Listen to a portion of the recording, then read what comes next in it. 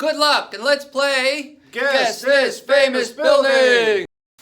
Hi everybody, my name is Ali. And I'm Jaya, and we're from MG Architects. And today we are playing Guess This Famous Building! Alright, so here's how it works. We are going to give you 10 fun facts. And you have to comment down below what you think the building is. Alright, fact number 1. It was built for the Seattle World Fair in 1962.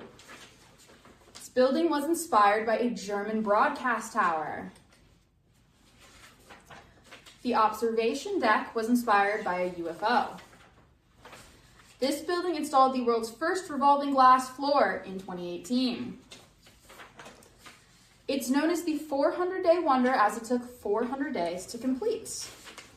The hourly wage for the ironworkers was $3.92. In today's currency, it's about $32.51. Yikes. Proposed name for this building included the Star Tickler and the Top Hat. There have been 6 parachutists that have jumped from the building since it opened. It's been featured in various shows and movies, such as Grey's Anatomy and Bill Nye the Science Guy.